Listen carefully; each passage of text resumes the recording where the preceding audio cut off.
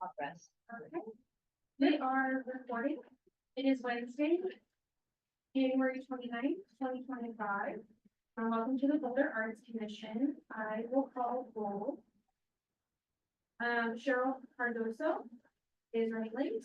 Maria Cole. Jeffrey Cash will join us online a little bit later. Jill Katzenberger. Right here.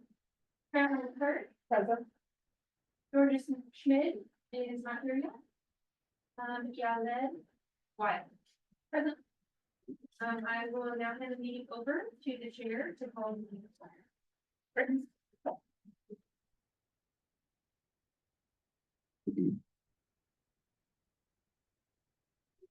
order. We are called to order, and I'd first like to approve the agenda for today's January 29, 2025 meeting.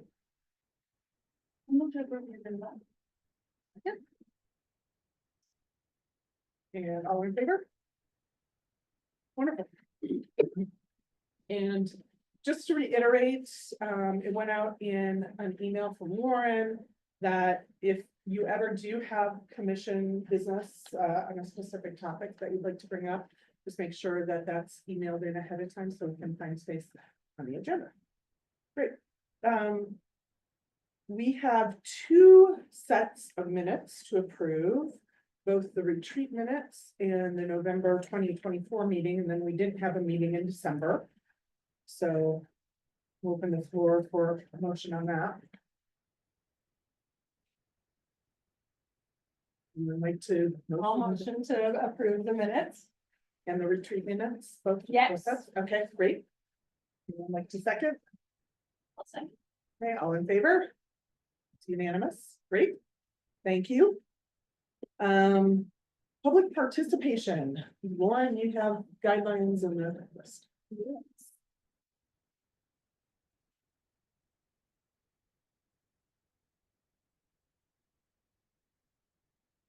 The public participation guidelines are as follows. The city has engaged with community members to co-create a vision for productive, meaningful, and inclusive civic conversations. This vision supports the physical and emotional safety for community members, staff, and council, as well as democracy for people of all ages, identities, lived experiences, and political perspectives. For more information about this vision and the community engagement process, you can visit the website on the screen. The following are examples of rules of decorum found in the Boulder Revised Code and other guidelines that support this vision. These will be upheld during the meetings. All remarks and testimony shall be limited to matters related to city business. No participant shall make threats or use other forms of intimidation against any person. Obscenity, racial epithets, and other speech and behavior that disrupts or otherwise impedes the ability to conduct the meeting are prohibited. Participants are required to sign up to speak in advance and use the name they are commonly known by.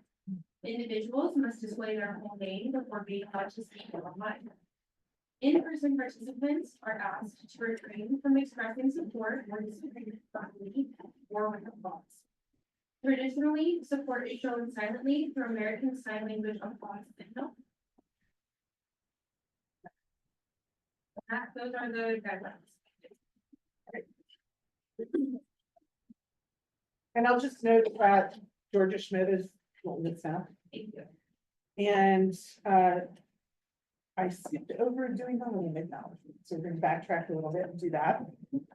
The city of Boulder acknowledges the city is on the ancestral homelands and unceded territory of indigenous peoples who have traversed, lived in, and stewarded lands in the Boulder Valley since time immemorial. Those indigenous nations include the Apache, Arapaho, Cheyenne, Comanche, Pawnee, Shoshone, Sioux, and Ute.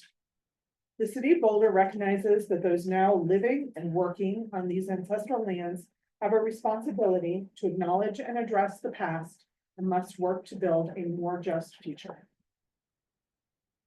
And with that, do we have anybody signed up for public comment? We do. We have June Lansman with the NAAC for Boulder County.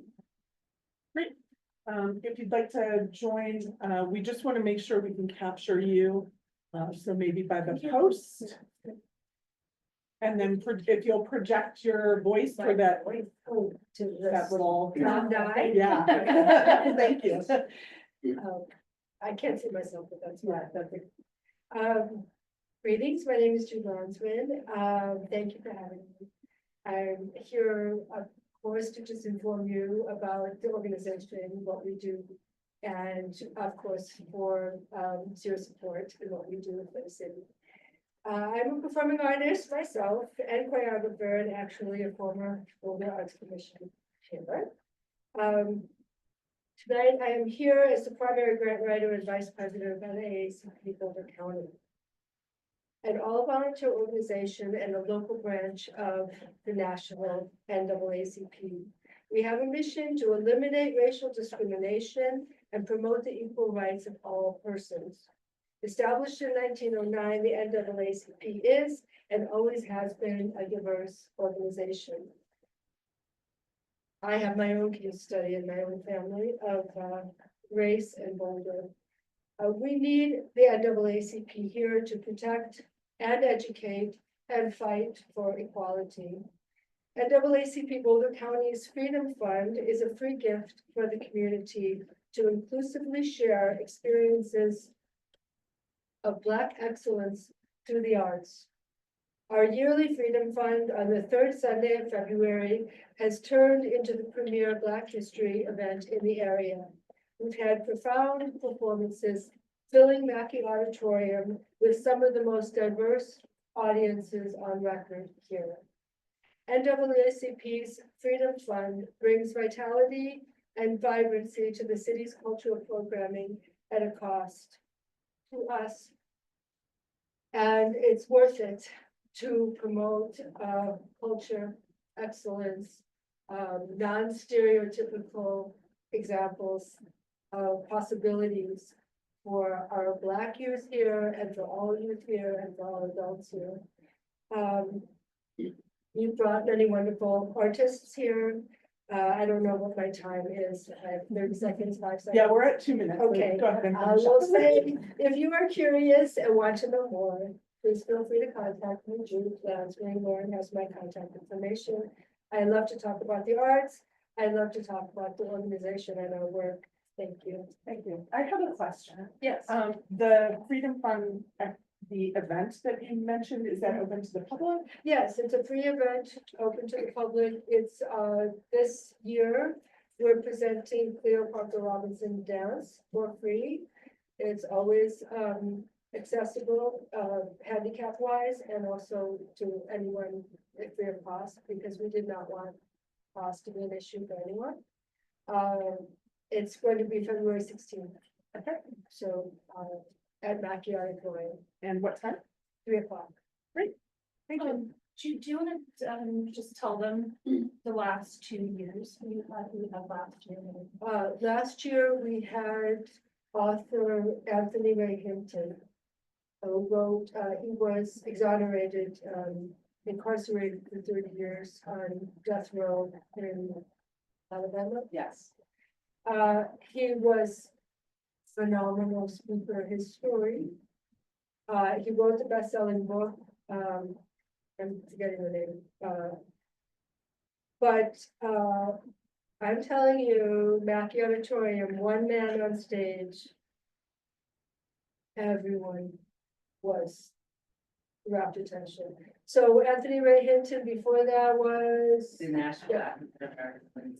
Yes, we brought 55 Black musicians from Nashville, the Nashville African American Wind Ensemble.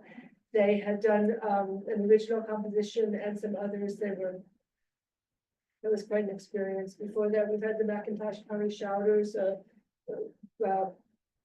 keepers of the Gullah Geechee culture.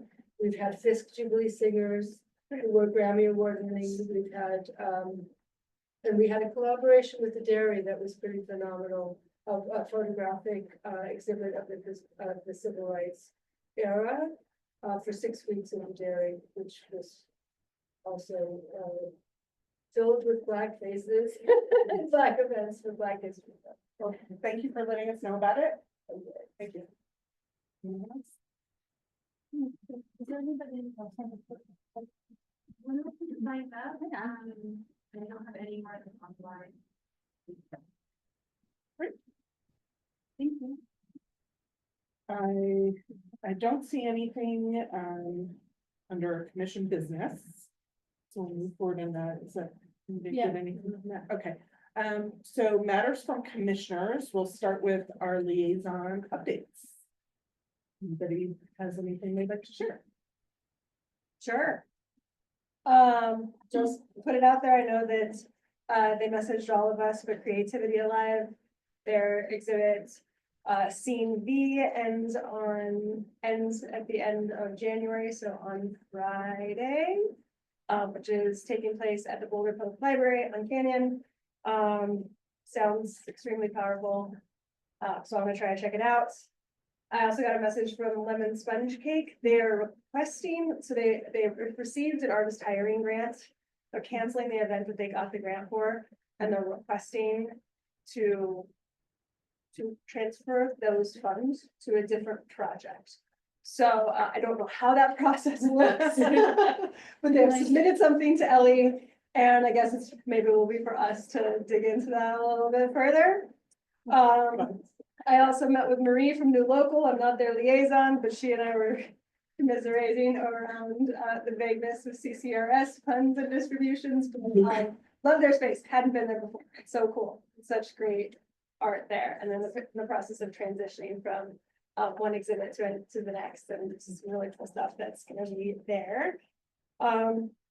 Yeah, I guess that other organization that I am a liaison for, Junkyard Social Club, we're in the process of wrapping up our operating grant. So there will be a whole bunch of stuff I think that everybody will have access to, including our annual report from last year. So I don't need to talk too much about that, but excited to get that proposal in. Thank you. Yeah, I have a few. Sansuchi Festival of Dance Cinema, their call for entries open January 31st, like 2 days from now. It's open to artists around the world, and they also offer submission fee assistance for those in need. They also have a Black History Month virtual screening throughout the entire month. It's free on their website. Spark Theater is producing Eurydice, which starts February 14th, and they're reading Cinderella in the Spring. Boulder Chorale has a few things in the works. They have 2 youth performances at the end of April, one at Mackey, one in Longmont. The adult choir is performing Beethoven with Boulder Phil in May, and their chamber choir is performing Bach with the Longmont Symphony in April. And then the Catamounts is currently playing their show Ghost Quartet at the Dairy through February 8th. Update on Biboka. They had an opening last week. It was spectacular. Brendan and I were there. It's called Dazzle of Darkness. It was really well attended. I think it's 31 artists represented.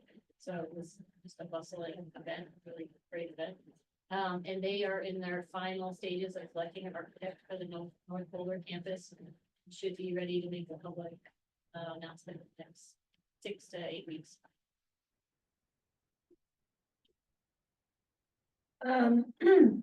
I went to an opening Black Futures in Art, it's called, at the Dairy, put on by Adderley, who she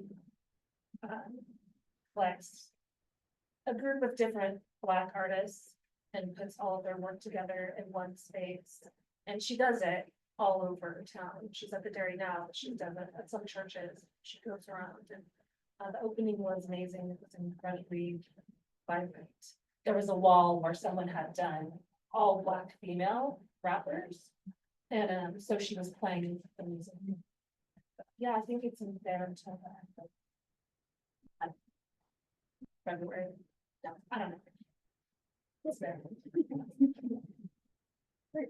I'm excited going to the Catamounts tomorrow, so I'll let you know how that is. I also went to photography opening for Tad Klein, where I also met with Marie from New Local, and we had a really great conversation about the space on the mall and the upper spaces and how wouldn't it be wonderful if some of that could be opened up for more artists space. So we're connected at least on that topic. I don't know if we can make any headway, but it was a great conversation.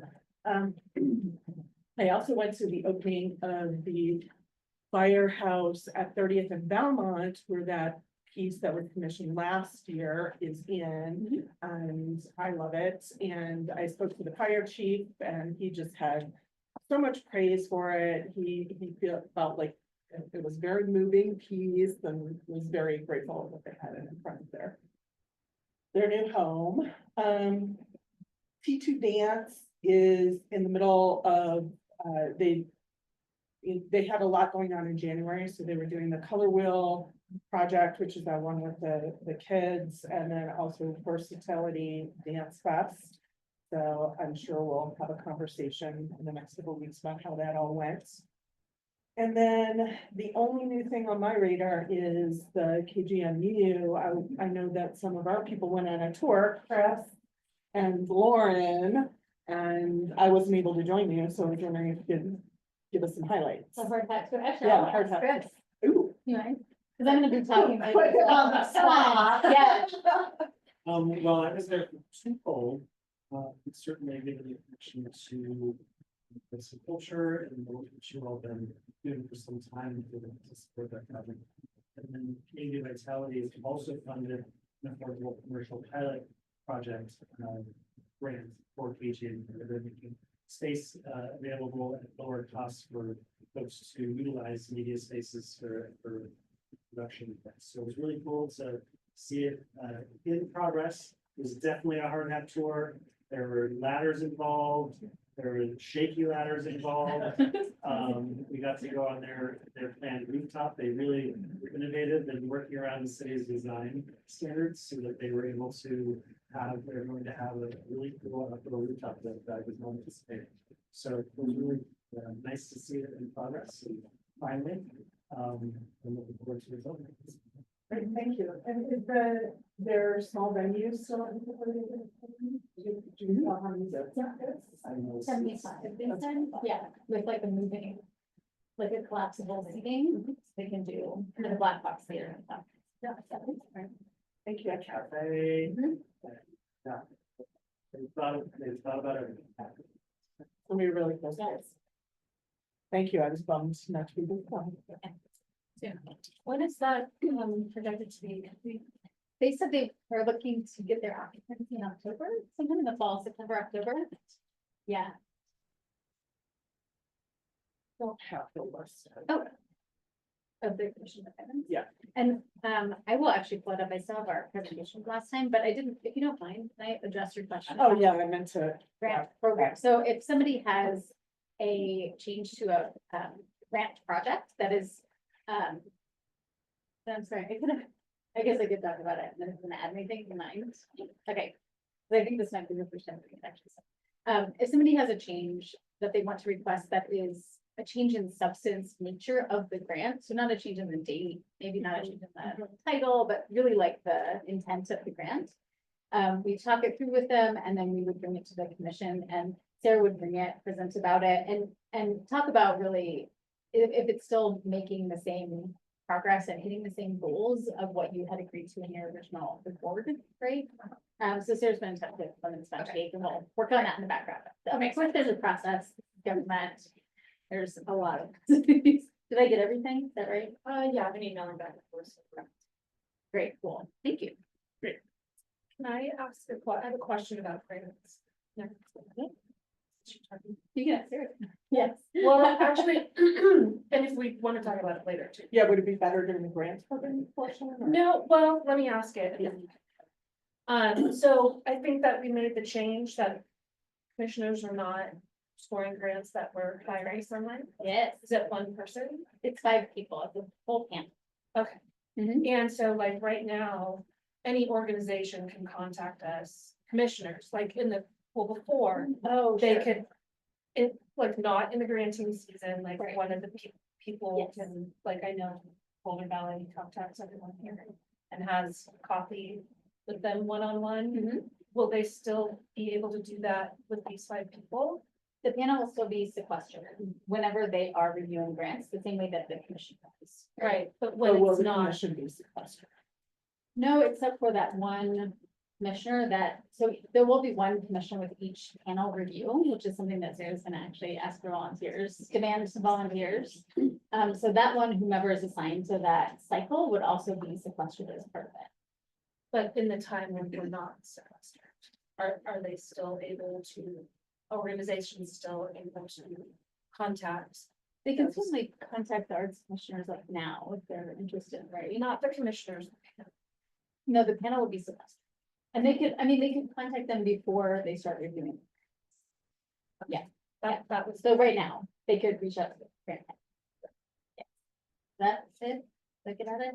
yeah, I just think that some organizations have the time and the staff to do that, and others do not.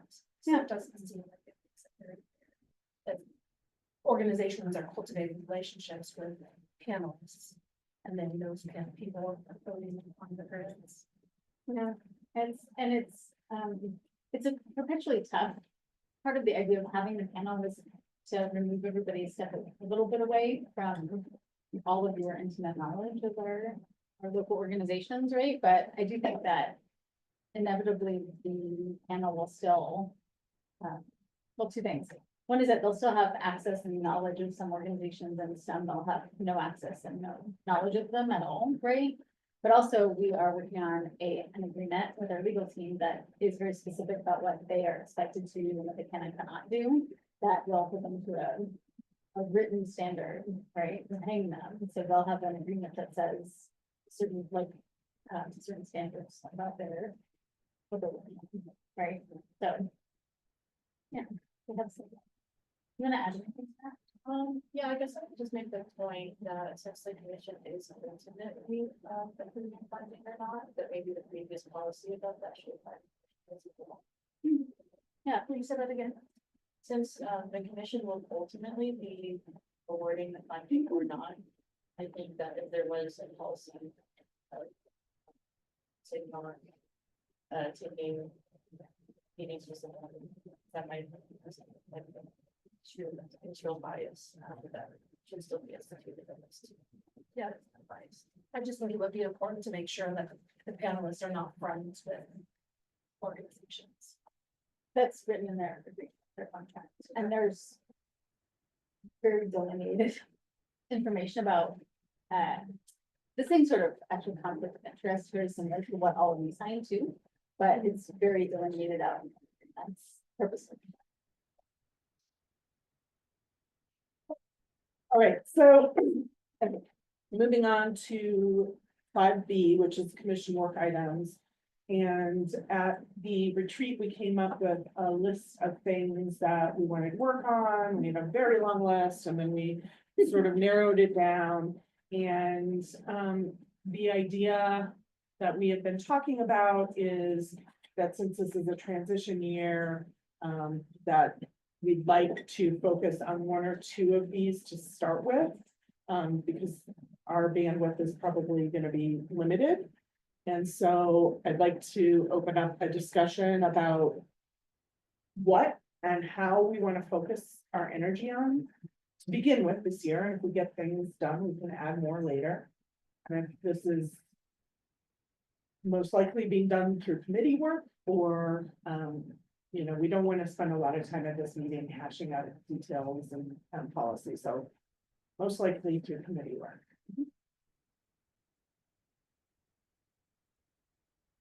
And I do not have a set formula for how we're going to decide this, other than just to listen to what people are interested in, what's rising to the top for people, and where the energy of this discussion goes.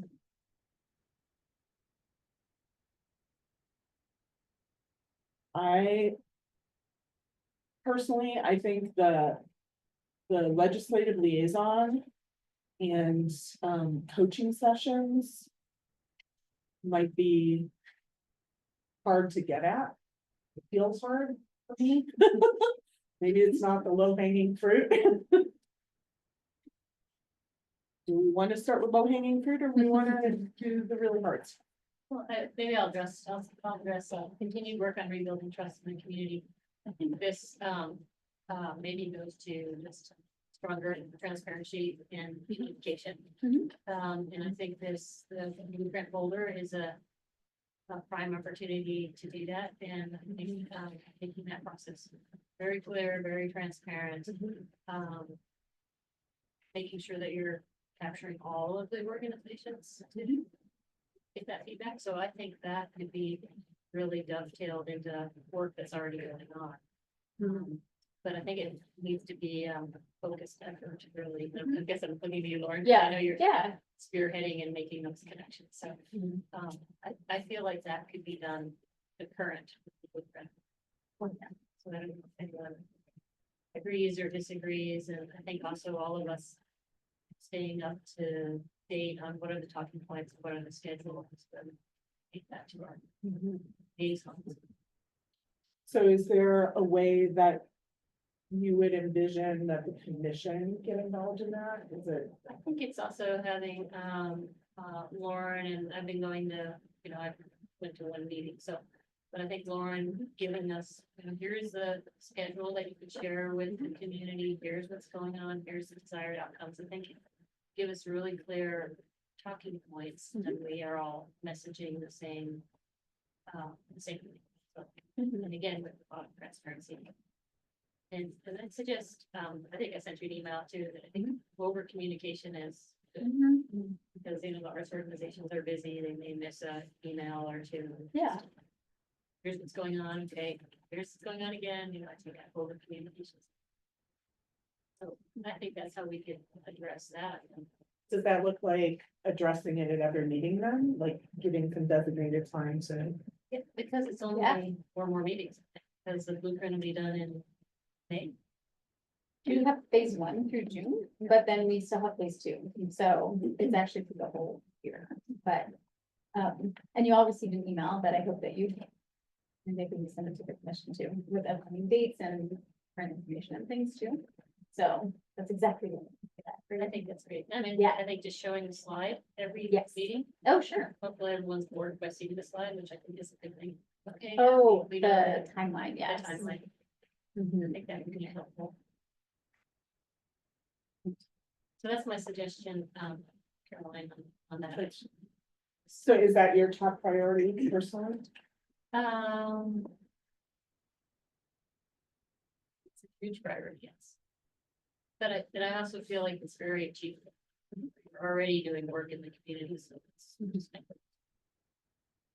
So it's focused on making sure we're engaging everyone we can in that blueprint process.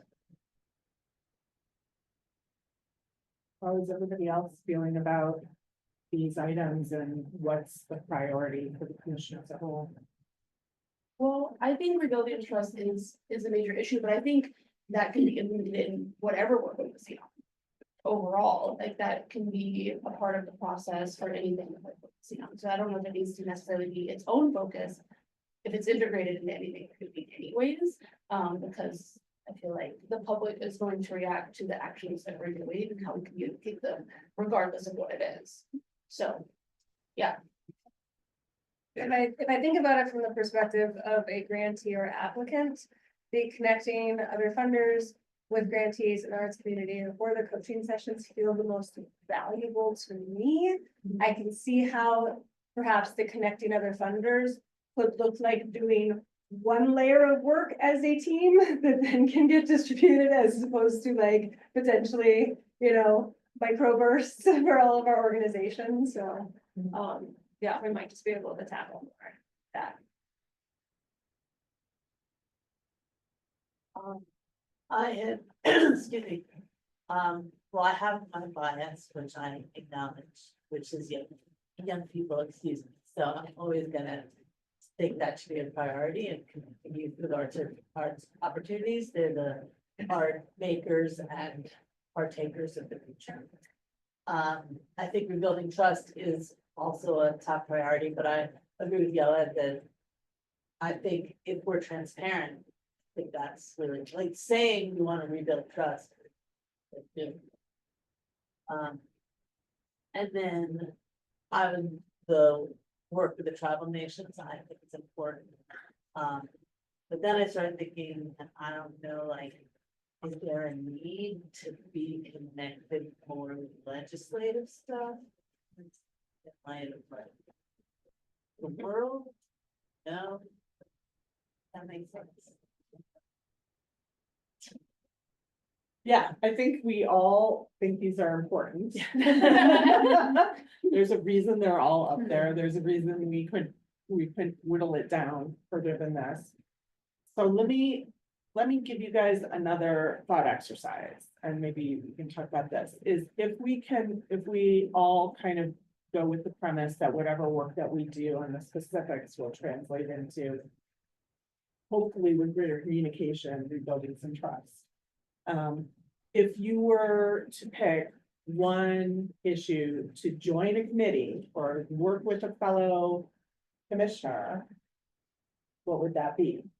And if we all pick different items, two people have bandwidth to join up with somebody else's, so that there are at least two people working on each issue.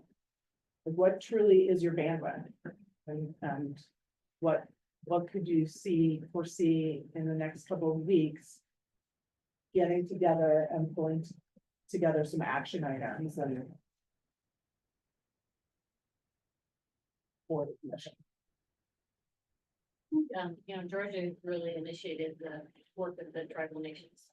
I think that's important, and I think we could do that in the next few months. Well, we're just still on the mission. So I think that would be a valuable one if you were interested.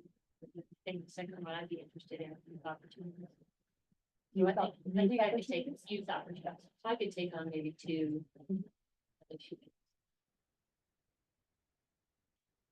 Yeah, I definitely would love to work with the tribal nations, and I'm curious about rebuilding trust in the community. I think that since I missed a few meetings, I don't know what your perspective is on that. I only know my perspective and the other artists that I've spoken to, and I'm be interested in working on that, just because I'm curious how you do that when you've broken someone's trust, that you rebuild it.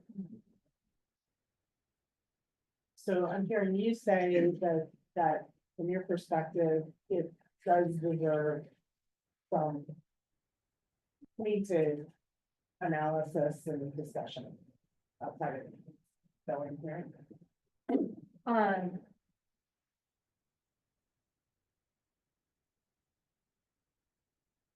That's what the commission wants to do. You know, like.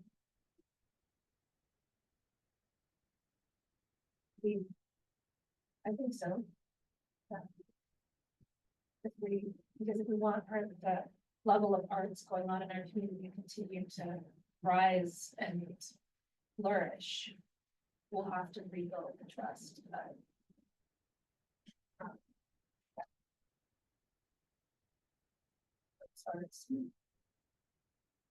So you're thinking more of, you're calling for more of a roadmap. That means characterization, what you're saying, like getting some people together and kind of thinking about, well, how do we actually achieve that?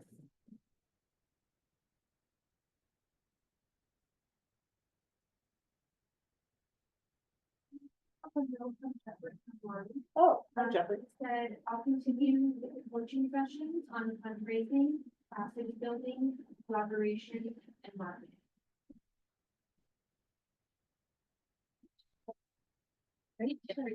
Yeah, it's Yeah. Right. Jeffrey, you can turn on your microphone and your video now if you'd like. might be.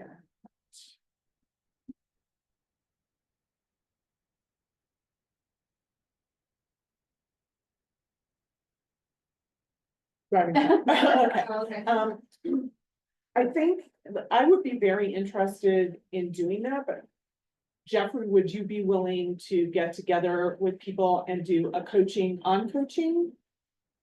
And sort of download how you, oh, I'd adore that, okay. So I'd be willing to Okay. work on that.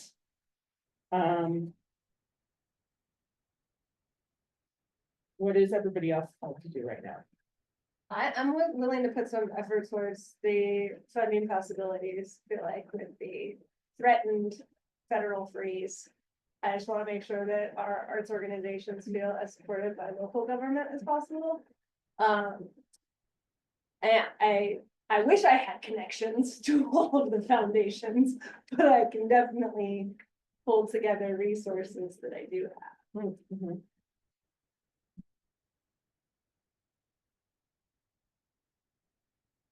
There anybody who would want to work with Georgia on getting a little bit more of a roadmap? Together? Or is it me and around trust? Yeah, I was gonna say, if we were doing that and something, I would be interested in that, also youth opportunities as well.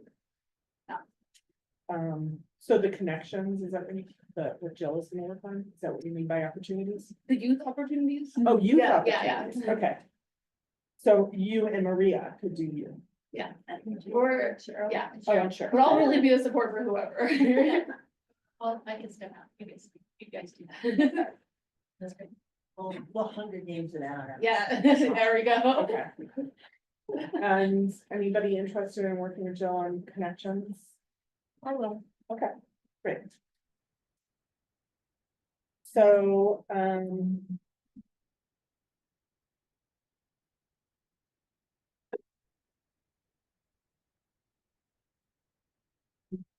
hesitating because I only see my initials down once, but I guess my term is up, so that's okay.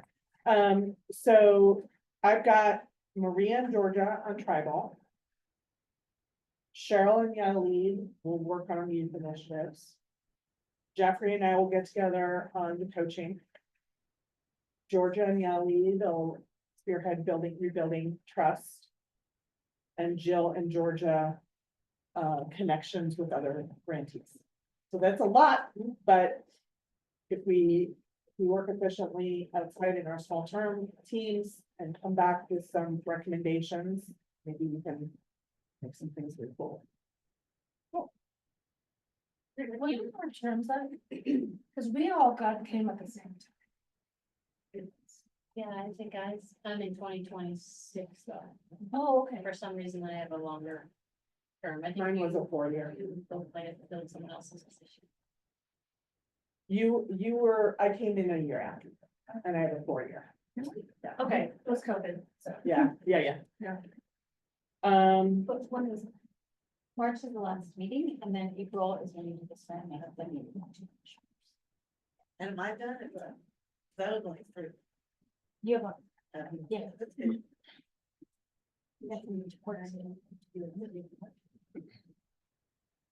Right. Over here, Brenda.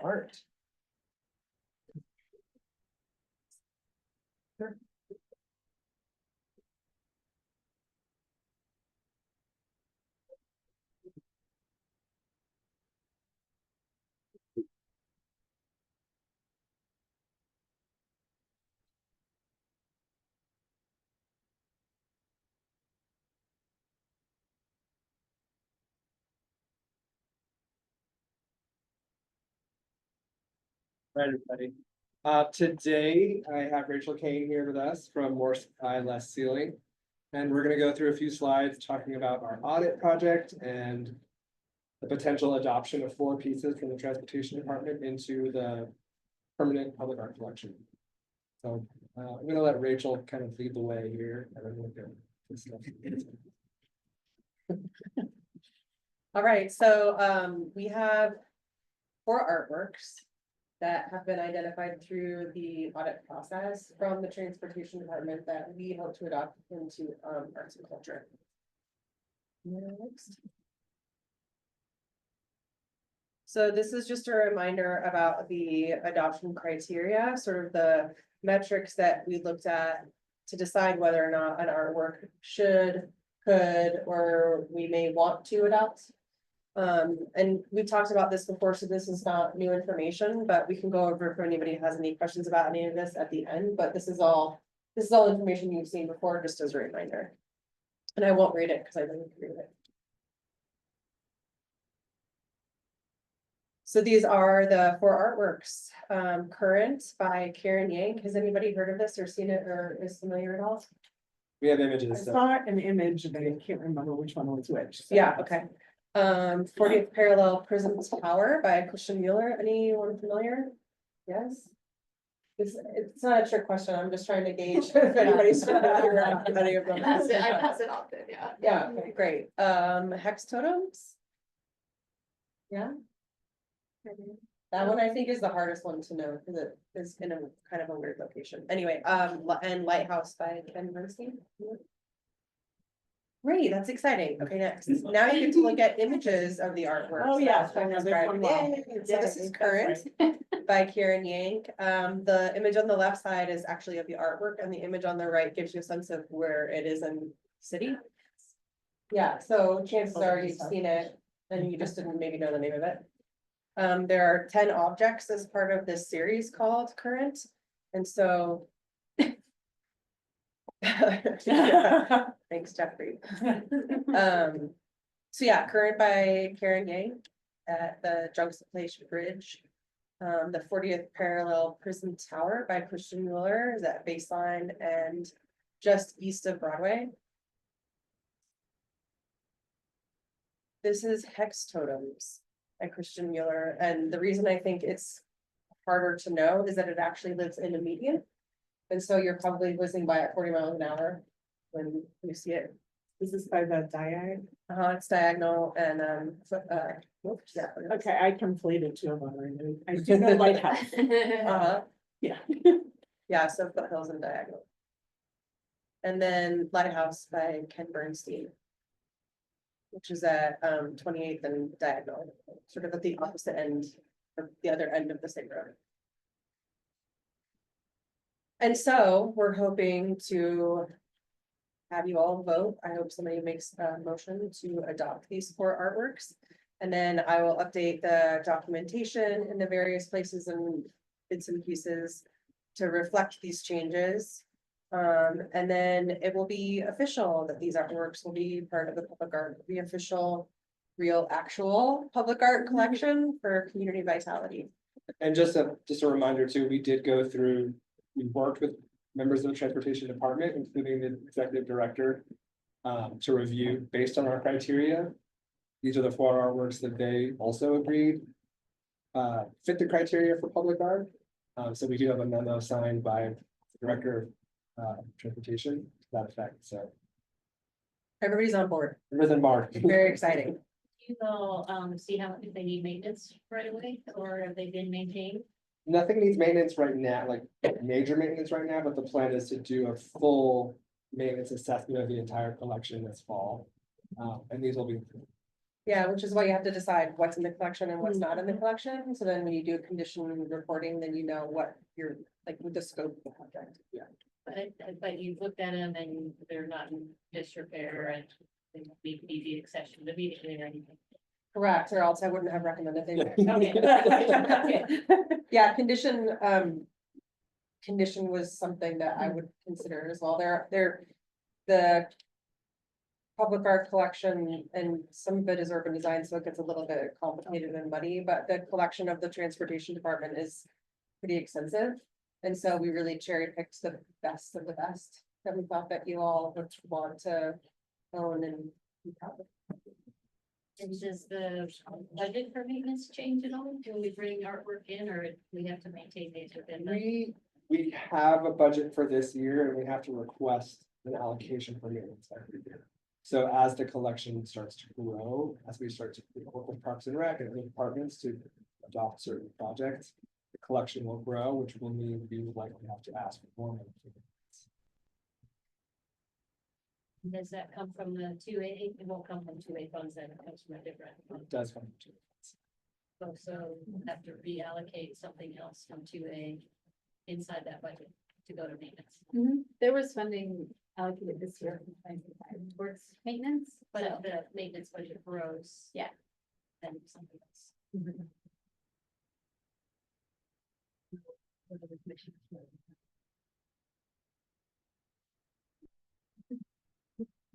I think that I'm in favor of consolidating our art into one organization as much as possible, as much as we've been able to negotiate. And the maintenance is a cost of doing that. Have to beg, borrow, and steal money, you know? I didn't say steal money. Arguably, wouldn't therefore the maintenance budget of transportation go slightly down because they don't have. The maintenance is, I mean, transportation would still be maintaining the other works in their Right. collection that are, we would consider more urban design projects. Right. Um, So, but these are just. I mean, I think part of taking care of artwork is allocating the funds to take care of the art, whether it's transportation or whether it's arts, Right. culture, or community vitality. So I think part of the 2A funds are to support the arts, which is part of the reason why we're doing this audit, to say, hey, there's artworks that might not be cared for in the best way in terms of best practices for public art. So through our audit, we're using that criteria to figure out, okay, and one of those things, to Maria's point, is, hey, is this maintainable, or are we gonna have to de-accession it? So And I would say too, one of the criteria, and we can go back to the slide if you wanted to get into the details about it, is is the like special circumstance or special value of a piece too, like two of these pieces are really sort of integrated in a lot of other urban design elements. And so instead of adopting the whole project, all of those pieces that are concrete and retaining walls and all these things that aren't really sort of art, we really cherry picked out like the prism tower as one object that we can maintain, that is not part of urban design, that's not part of infrastructure, and that we can consider its own existence as a piece of art, separate from that whole thing. So there's, and like Brendan was saying, when you grow a public art collection, the maintenance needs also grow. And so it's a wise question, and that's the other half of the pride and the city assets that you fund by commissioning public art, is that there's always gonna be a trade-off, but we chose pieces specifically because they're not a liability and they have value as. I think my last point too would be that the pieces that we are considering adopting,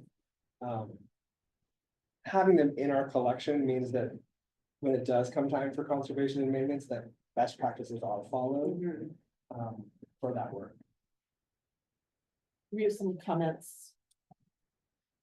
I'm also chatting with Matt Shazansky. Hi, Matt.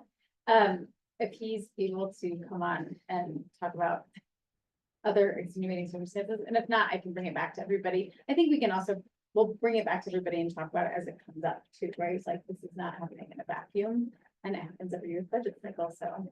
Matt Shazansky? Sorry, Yeah. I just wanted to add to the statements that there's still opportunities to make requests for major maintenance of public art through the capital improvement process for the city. Capital maintenance is part of that, and so while everything's correct that we're talking about a regular funding process through the arts, culture, and heritage tax. Sometimes capital projects get requested a different way, and we don't want to close that door. That is a possibility for the future. Matt, can I just clarify too, since you're messaging that you're talking in terms of large scale, like $100,000 very serious fixes, right? Like that would be like a very large request, which is also. I don't want to put it. Yeah, I wouldn't want to put a number to it necessarily, but yeah, that would be an option we'd reserve for something significant and unusual. Like a wholesale replacement potential. Although we do have a process to de-accession if it becomes illegal. Thank you. I have a question. Oh, wait, Oh, go ahead. You can still have questions. well, it's not about this, but it is about public art. Sure. I was on the panel for art and parking garages. It's coming along. We've hit a lot of snags, just because the site itself is not really ready for art, but we're getting there. So my goal is to have that piece installed before the end of this year. Is the design still the same? It is the same.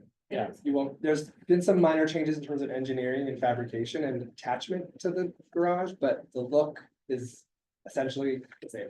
You won't even notice. Any other questions? All right, So I'll open the floor for this proposed motion. I think if anybody wants to make a motion.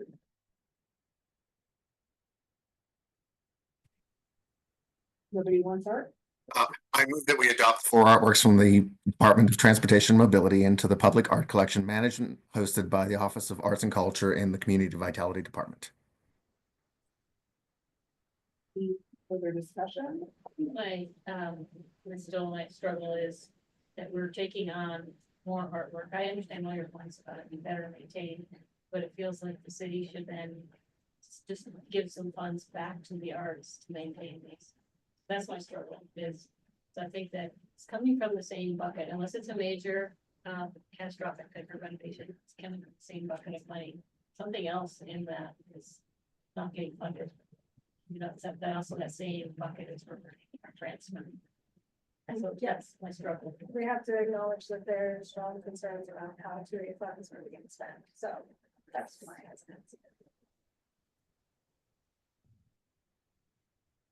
So I don't know if there's a way to amend the motion with a caveat about, Well, Not let's pursuing take a additional- vote on this motion and then we can, okay, if it doesn't carry, then we can amend. So, all in favor of this motion? We haven't had a second on the motion. We did. We did. Oh, wonderful. Okay, thank you. Sorry, I did not hear that. So all in favor, I would be in favor. 2, 3, 4 for Jeffrey. All opposed? And is there any, so that does pass, is there anything you want to put on the record in terms of a request? I think it's so I think it's great to grow the collection. I'm not against that. I just think that we also need to grow the budget for maintenance, something outside of the two. That's why okay. there's a way to continue to pursue them. And I have a comment as well. Go ahead, Jeffrey. Okay, when Brendan, it was probably about a year ago, when he gave us that really amazing inventory of just the number of what we have and, you know, what's owned by transportation and the other organizations. We had that discussion as, you know, what percentage are we setting aside when we were commissioning new stuff? What are we setting aside as a reserve fund for ongoing maintenance? And as they were able to put that inventory together, we're able to better understand what that's going to look like. I just had a really simple question for Brendan, which because he's familiar with all these, as well as his colleague who's there, whose name I've forgotten since then. Just okay, you've seen the pieces, you've been around them. Are you giving us a thumbs up? Then you feel pretty secure that they're in great condition. I know the pieces and I know where they are and they appear to be, but just tell us that, hey, we're not buying a lemon. We have not done a conservation report with a conservator, but these are all recent projects, 2017. I think the oldest one is 2014. So these are pretty recent in our city collection. So we feel confident that they're maintainable and but like I said, we'll do an assessment this fall. Okay, great. Thank you. Yeah, Brendan's confident. That's all I needed to hear. Great. All right. Next presentation. Can you remind me really quickly? Current by Karen Yang, X totems, where is it? I can show you. Where's current? It's at Junction Place Bridge. Okay. like sort of by the new RTD stuff.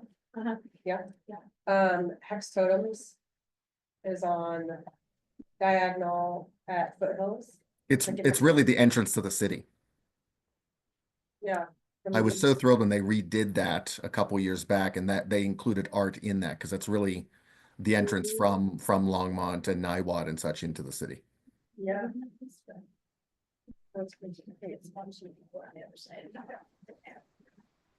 I guess Maria, to your point, I don't have the power to say where the maintenance funds are coming from. That's a much higher level decision, whether it's 2A or whether it's general fund.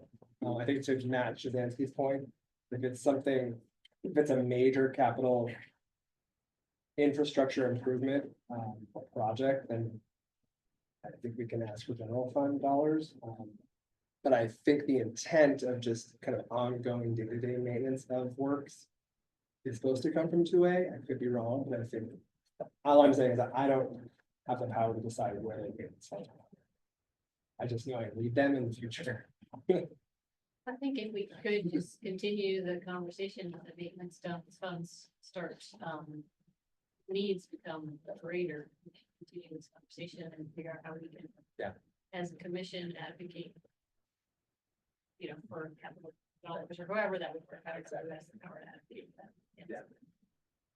Oh, great question. So, all right, ready for the next Yes. presentation? Okay. So I'm going to present the public art action item to approve the process and selection of our finalists for the Western City campus. We have 3 project sites and budgets.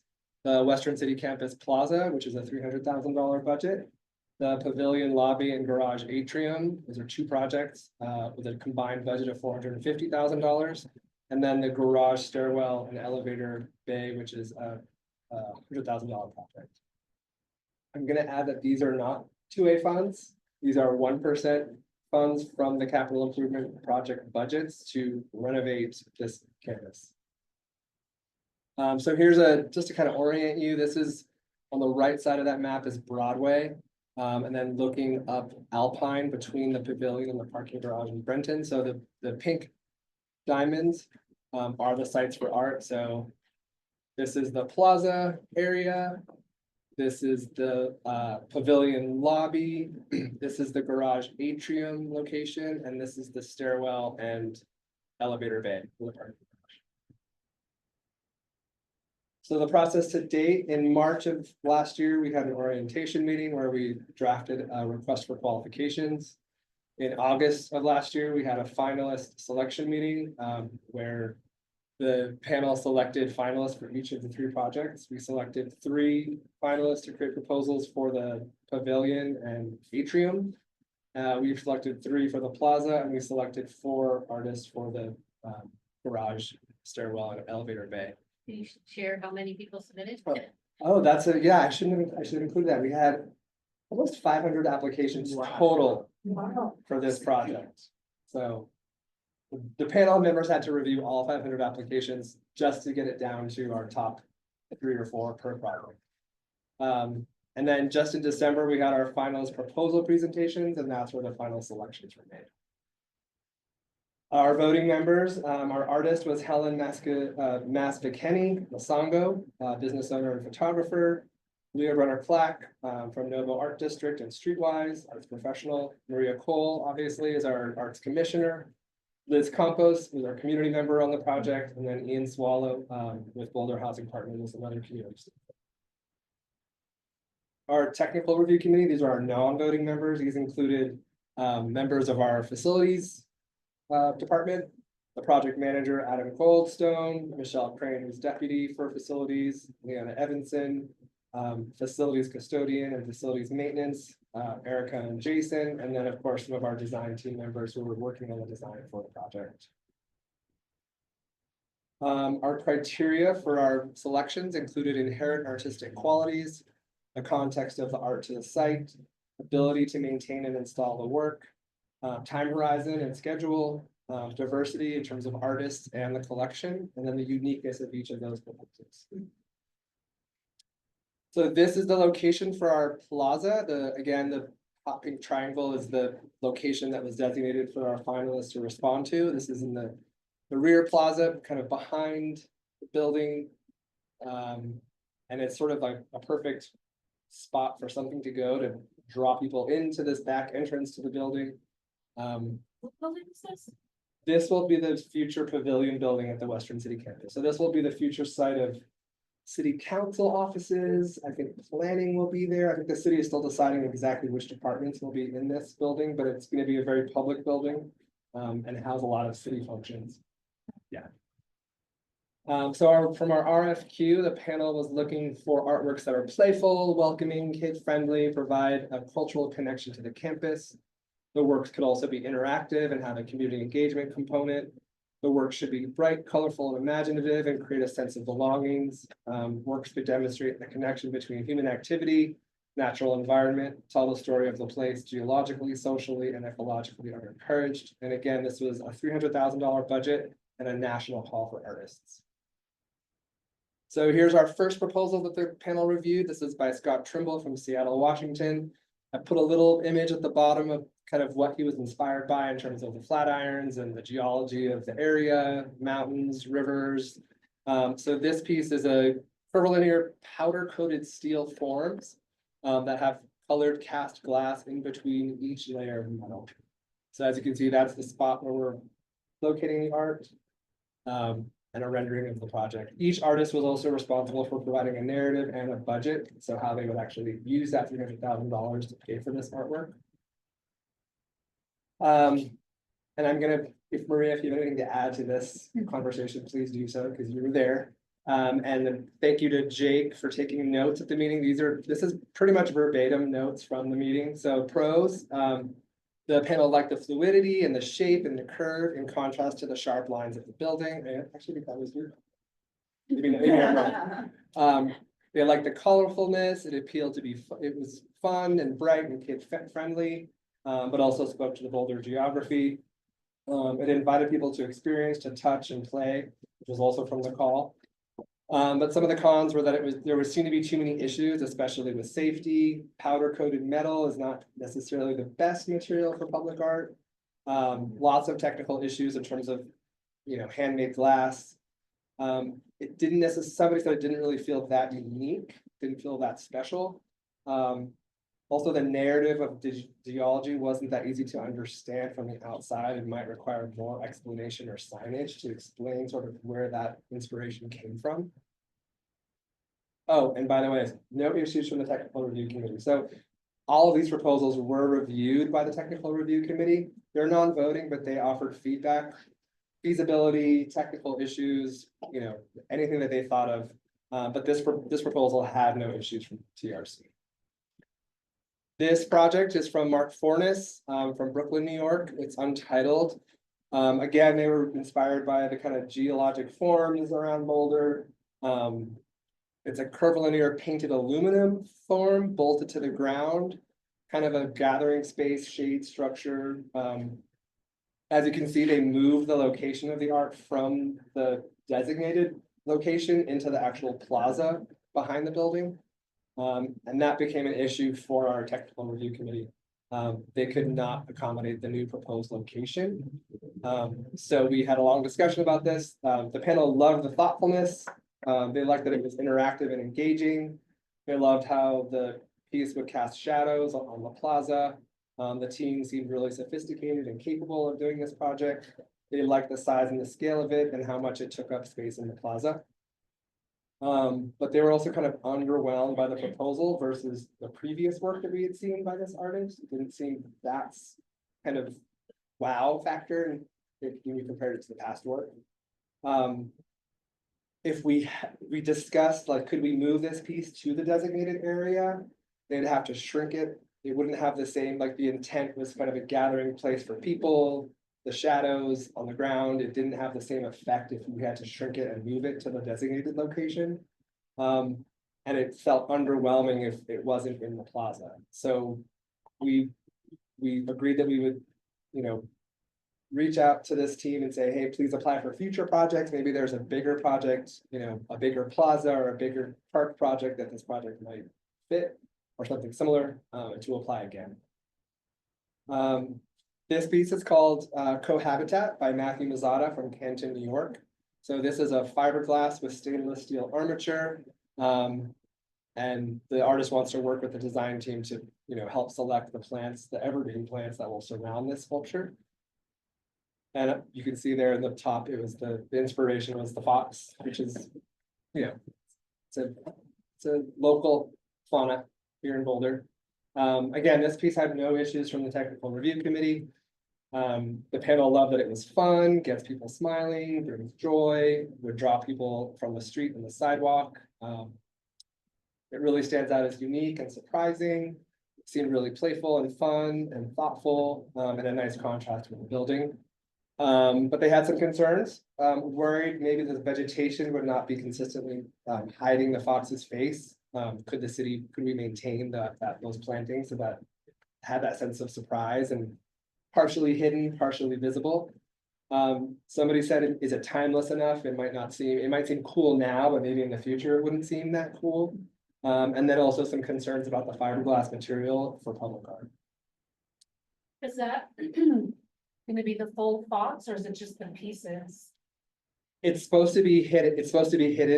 You're not supposed to see the entire fox. It's supposed to be sort of like a surprise, like you can see the tail and the ears. But I'll talk a little bit more about that. Okay, so it's not, okay. This next slide will just kind of explain that a little bit. So the selection panel was a unanimous vote for Cohabitat, which was the fox sculpture. Luckily, all 5 members agreed. And the feedback for the artist is to work with city staff and designers and public art staff to ensure the foliage is selected correctly and it covers adequately and is maintained properly. To get a sample of the painted fiberglass, to talk about the durability. I will say fiberglass has been used in lots of different public art projects, and I think the material is actually getting better and better over time. So I think generally it's actually more durable and more maintainable than, for instance, powder coated steel. And then to your point, Georgia, the artist kind of just wanted to sculpt like maybe half of the face, like just the ears and maybe like the forehead.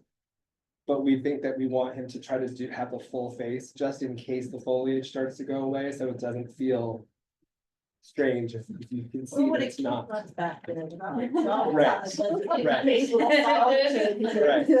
So I don't think, so we're not asking that he actually sculpt an entire fox animal sculpture, but we want him to just be really sensitive to this, to your point about making sure that it feels like it's, if the foliage for some reason isn't fully covered yet, then it doesn't seem strange if it's like half a face. Right, it would seem, trying to think of an appropriate term. Disappointing.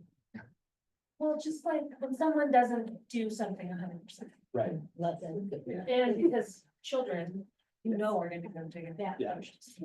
But his intent really is that the face is hidden, so that is the intent and that's the vision, and we want to respect that too.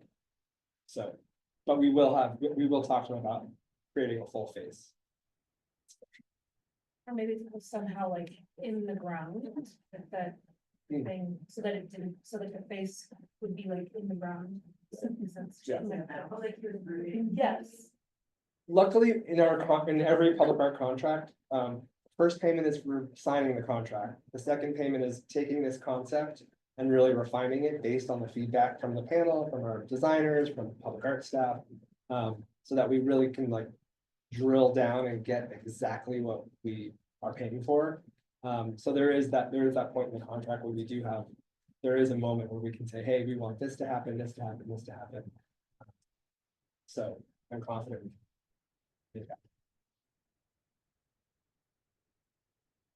So the next steps is that you all hopefully approve that this process and selection followed our policy. It will then advance to city manager's office for approval, and then we'll initiate contracting, and then of course, follow up with the artists about the concerns from the panel, make sure the design meets our expectations. Great, questions? Just like that, Sure. and then you ran a fantastic process. This was a lot of artwork to look at. It's kind of a big panel, complicated panel, and you ran a great tight ship and gave us lots of guidelines and had work together and that was a great process. Awesome, thank you.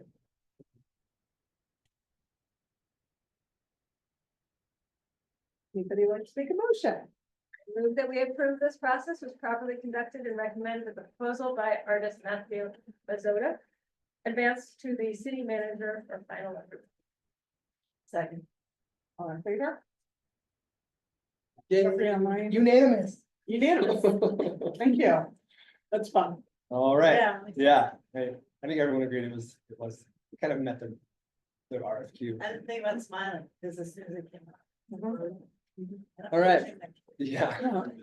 Moving on, the Western City Campus Pavilion Lobby and Garage Atrium Public Art Location. So this, again, this is looking from Broadway up Alpine. On the right is the pavilion building, and that's where the lobby will be. On the left is the parking garage, and this is an atrium. These are both visible from the sidewalk, visible from outside, but they will be both indoor pieces. The panel is looking to commission 2 suspended indoor artworks that will serve as a dynamic gateway into the campus. The panel is looking for artworks that create a distinct connection to the natural world and have a strong daytime and nighttime presence. Works that demonstrate a connection between human activity and the natural environment, tell the story of the place. Again, the artworks will be visible from the street and should enhance the experience for those that will work or live on the campus. There's also going to be lots of housing built behind the building. Oh, sorry. This was actually an international hall. And the budget for both of those suspended artworks is $450,000. So our first proposal is from Benjamin Ball from Los Angeles. This is an untitled project. This is using colored stainless steel beads that are hung like netting. So on the left-hand side is the pavilion lobby, which is gonna be a lot more public. And then on the right side is it's kind of a smaller, tighter space. That's the atrium for the parking garage. And that little square is kind of some examples of those little tiny stainless steel beads. Well, those are the renderings for those. No issues from the technical review committee. The panel liked that it was striking in general. They liked the patterns as you moved around, integrated thoughtfully into the building structure. The overall effect would be mesmerizing. They didn't like the overall shapes. You guys didn't really respond to the overall mass of the works. It didn't feel unique or different from the past work from the artist that we saw, and it didn't seem meaningful or site specific enough. Next project was from Isabelle Hudez called Pliable Heritage. This artist is from Paris, France. She was inspired by local heritage, specifically like teepee structures. There would be an audio component with voices and nature sounds. Materials would include stainless steel wire and recycled clay and biotextiles. So again, on the left is the pavilion lobby, and on the right is a rendering of the parking garage atrium. So feedback, no issues from the technical review committee. The panel appreciated the inclusion of the cultural piece. They felt the project was really ambitious. They liked that it involved local community. She really wanted to work with local community to record those sounds. They liked the ephemerality and the use of these kind of new materials, these clay and kind of new materials that we hadn't really heard of. But they were concerned with all the moving pieces. It almost seemed too ambitious, not convinced of her ability to deliver on her plans. Some of the audio might get lost or create noise in the lobby. They needed more information about the materials, worried that it wouldn't make much of a visual impact. It felt kind of too delicate, or it might get lost in the space a little bit. Worried that the colors won't contrast. Again, too many moving pieces. Someone was really most excited by the sound aspect of it. And then also there was some concern about the designs, especially like the teepee image, and just kind of thinking that through from a cultural standpoint. And then the final proposal was from Sue Sunny Park. Altered topography, flat iron abstraction, and split together Boulder Creek.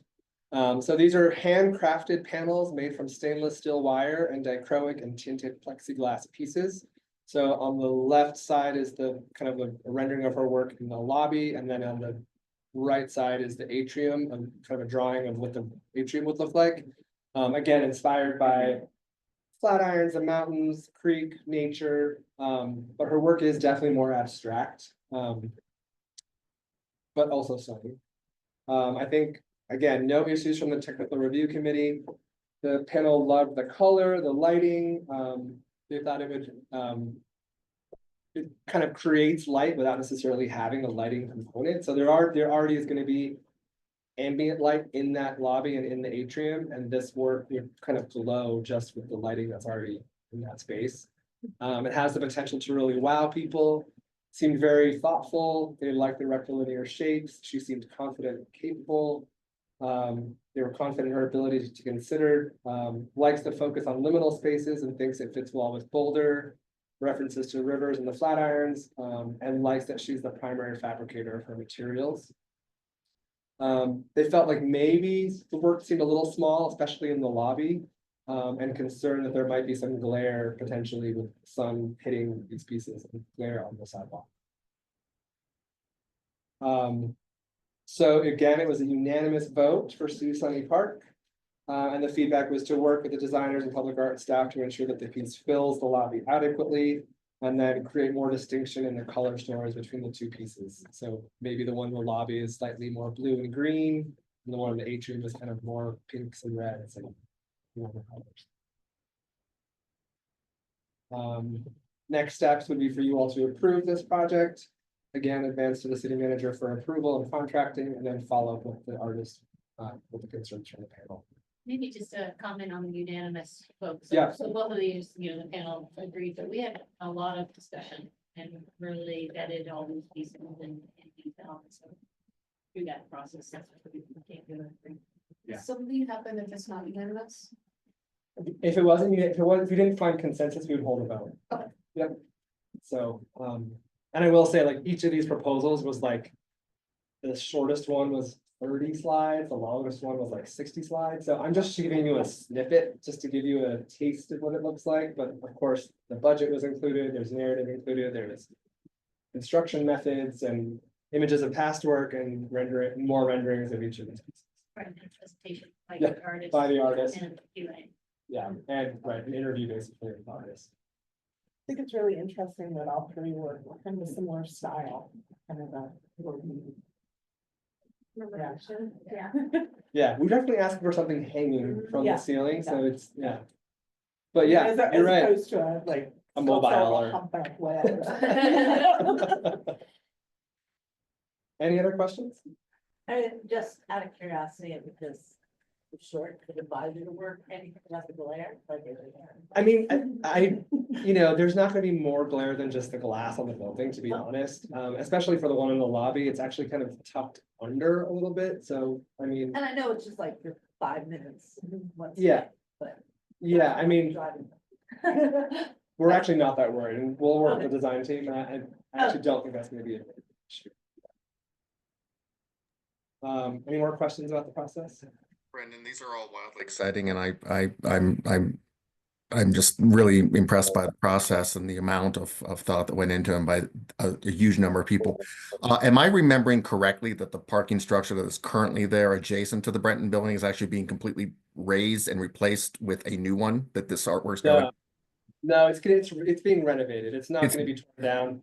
It's Okay. gonna be, yeah, shored up and new skin on the outside and new elevators, new stairwell. It'll be like a new building, but we're not tearing it down. No, that makes much more sense because that one actually even has like underground sections, like two floors of underground section too. Correct. Okay, great. Yeah. Thank you for that. Yep.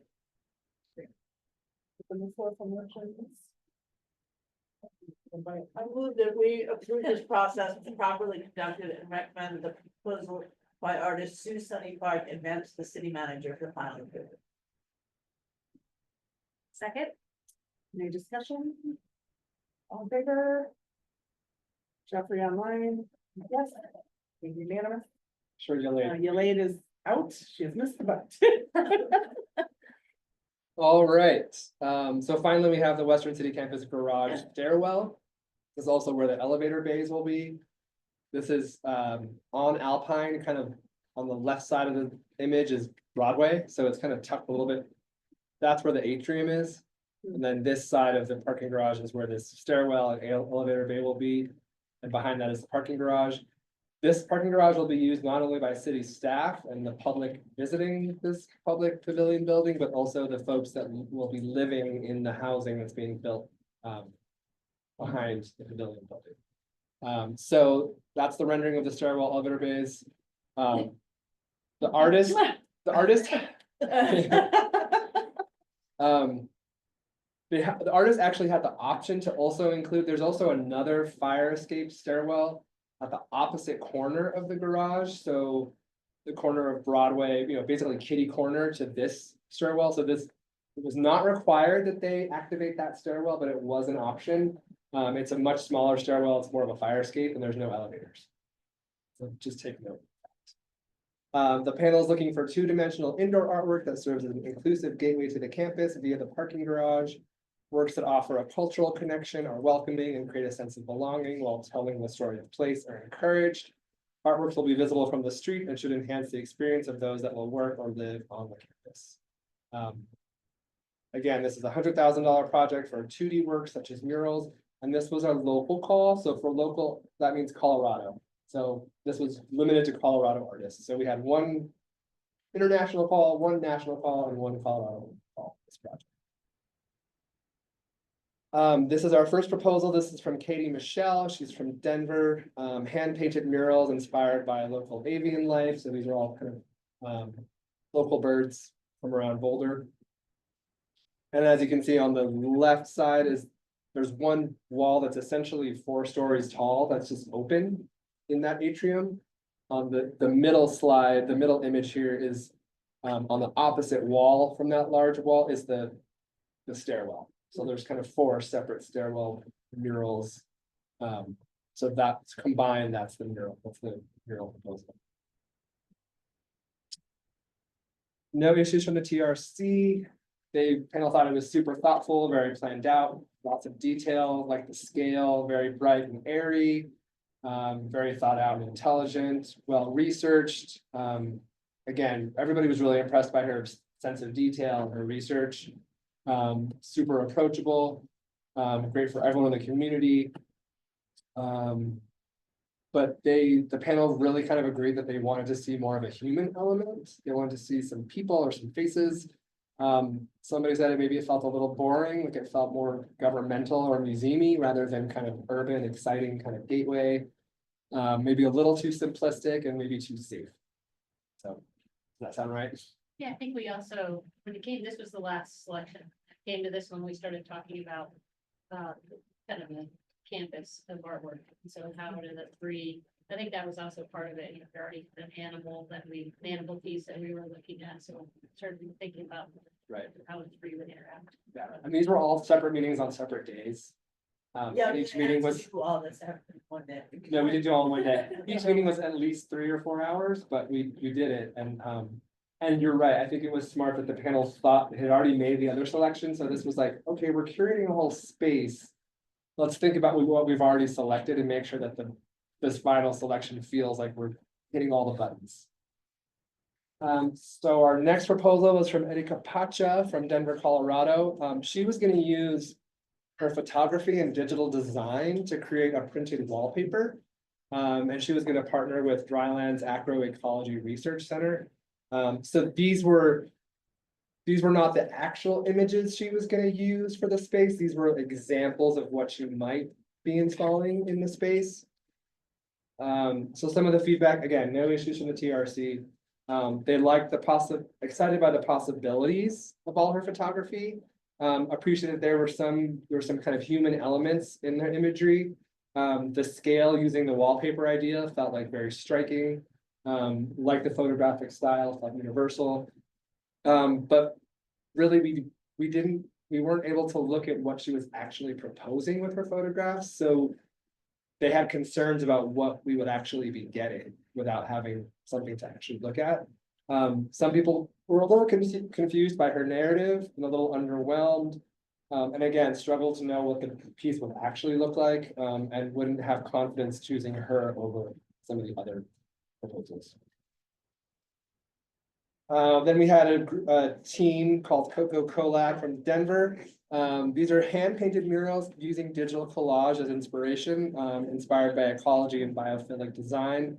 So again, on the left side, you can see that kind of 4-story wall. And that would be the image that they would hand paint. And then on the opposite side is the stairwell. So you can kind of see how that mural would be the opposing wall from the one on the left. No issues from the TRC. Liked the growing from the ground up in connection to nature. They liked the diversity. They liked the focus on mental or health. There was a human element. They liked the narrative. Loved the composition.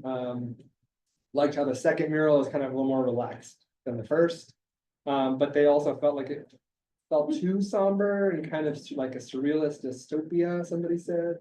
It felt a little too serious, and they wanted something kind of more cheery for people who were like living and working at this site. It just felt a little too heavy and somber.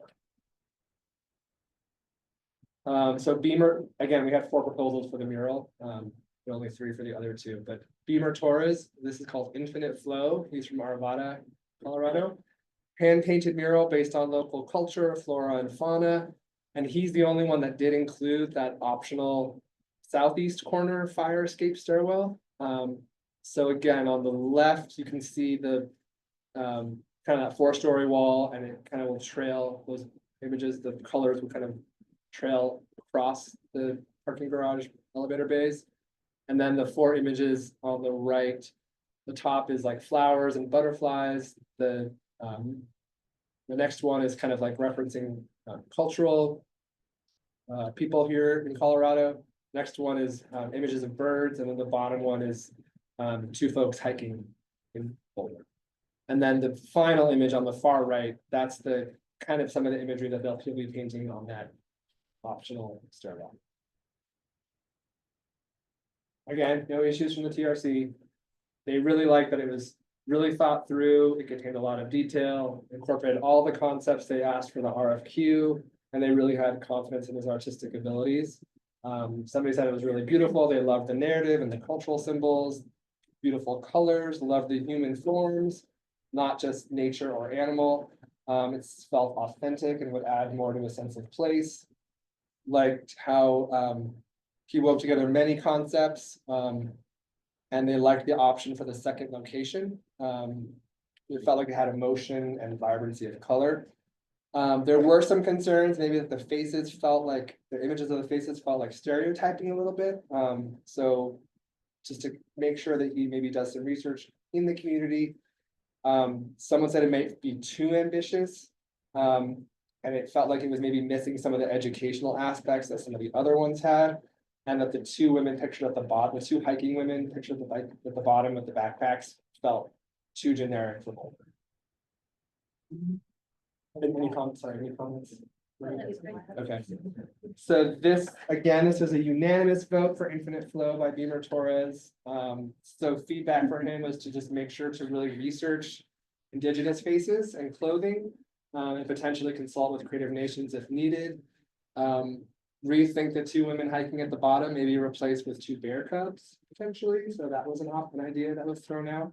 And then also make the background colors kind of less colorful, less swirly. It felt a little too heavy, so maybe lighten up some of that background swirl. Again, next steps are to bring it to the, you all will approve, hopefully, the process, and the final selection will go to city manager for approval and contracting, and then follow up with the artist to ensure the design meets expectations. Any questions?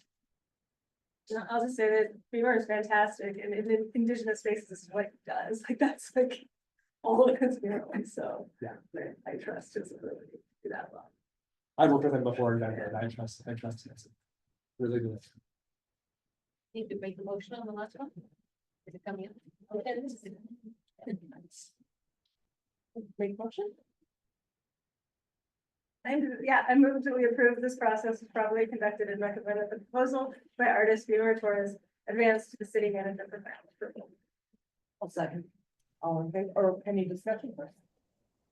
All in favor? Jeffrey's hand is up on mine, so it's unanimous. Yay. Great. All right, any final thoughts on the project, process, or suggestions for success? I mean, I just want to thank the panel. It's a lot of work, and especially Maria for representing us there. That's a lot. Thank you. It's a great group. We put together a really good panel. It was a It's good a group, good dialogue. very thoughtful. Yeah, great work. Great, a lot of work. Great. Yeah. Next. I think the next thing on the agenda is just this is just a reminder, this was a really big project because we had such a huge budget. So we did divide that budget into these 3 projects. We are holding back some contingency for these projects. If we don't spend that contingency, I'll pull this panel back together and we will, if we have the funds, we'll do a call for maybe some more 2-dimensional works that will be hung in the lobby or in hallways of the new building, but we're not gonna wait, we're gonna do that once the building is open. Which is when it's done. They say like end of 2027. So we've got some time. You're not gonna see these works for a while, but eventually they'll get there. But I will say we do have a handful of projects coming up this year. One of them has a total budget of about 400,000, which is probably the biggest one. The smallest one is more like 20,000. So again, for those smaller budgets, we'll just do kind of one call for one artwork. It won't be this extensive of a process. But in the policy, we always need at least one arts commissioner to serve on these panels. So it's sort of part of your role and responsibility as a commissioner is to, as these projects pop up, we need your help to fill these panels, to be voting members.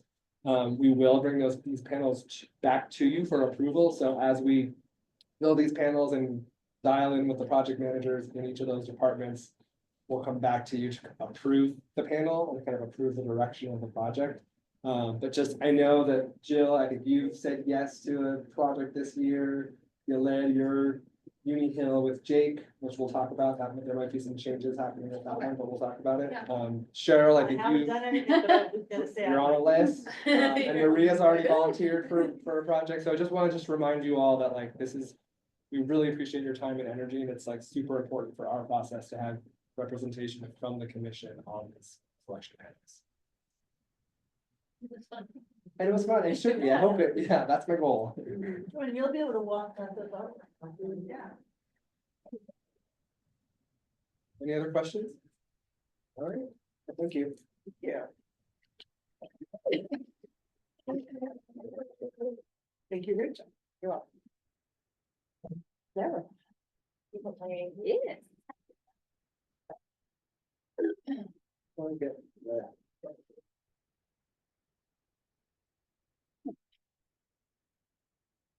I'm gonna replace your.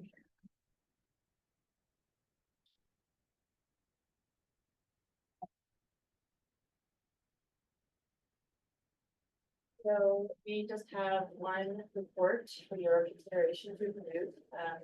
This is an arts education grant. Boulder offers current social and flowers. Next slide, please. Your options, as you might be familiar, are to approve the report, approve the report while submitting comments, postpone approval to the report pending the answers to specific comments, or not approve the report and cancel the fine 120%. Like motion to move, I move that we approve the grant report. For the Boulder Rock. Second that. Any discussion?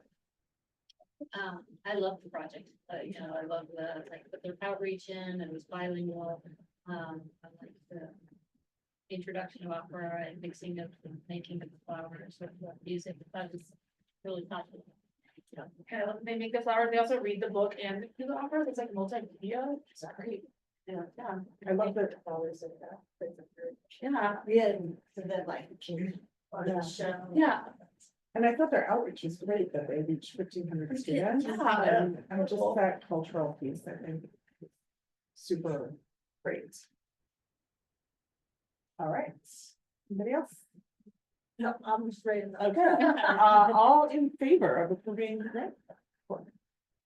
And Jeffrey online is yes also, so we're unanimous.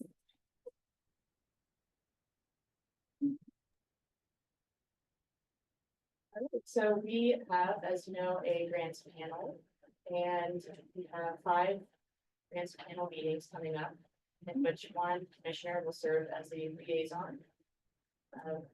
We also have a financial documents training for February for both commissioners and the panel. Deborah Malden will be doing the training. I'm still finalizing a date with her, but if you can't make whatever date is occurring, we will be recording it. So watch for later, and I'm sure that you can submit questions throughout the practice. So again, TBD on the financial documents training, but I do need a commissioner to volunteer for the panel meetings. These are scheduled the same date as commission meetings, so the panel meeting will be 3 to 5, then the commission meeting would be 6 to 8. And next commission meeting in February, the new panel is going to be arriving early to do it. Oh, great. And can you remind the commission what the role of the commissioner will be at the meetings? Is it a voting role? Is it- Oh, yes, thank you. It's a non-voting role. Yeah, so you would free to take notes and pass on what you witnessed to the commission when the decisions were final board. And we don't have to put all. Yes, according to the document that this commission approved, it would be one this one. Right, but just one commission for all of it, for all of it, or just one commission? Oh, it could be a different. Okay, that's what I'm asking, because I can't do all the dates, but I will volunteer for. The 23rd. And would the commissioner be expected to be giving input, and having read all the applications, or just merely an observer? The idea was to be an observer for the panel meeting, because then there's further deliberation in the process before their final recommendations are sent.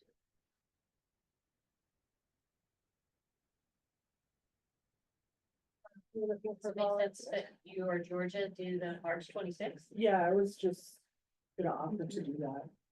Unless you would really like to do it.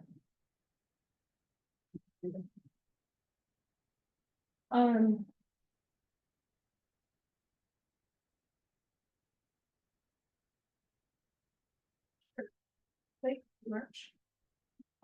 Also, can I, I mean, you can also decide for later. yeah, I'm sorry, I have to make sure that I'm still on a school calendar, so. So Sarah, if she can't do it, then. All right, so we have March.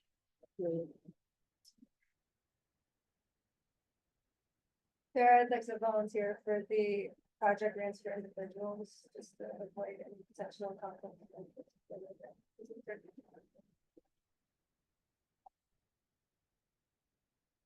I'm sure June and July can be revisited. Yeah, or you can do the arts education. Did someone already get assigned April? Yes, Yeah, so we have July open right now, Jeffrey. I'm happy taking that one. Who signed up for April? then this is one of the Oh, only. wonderful.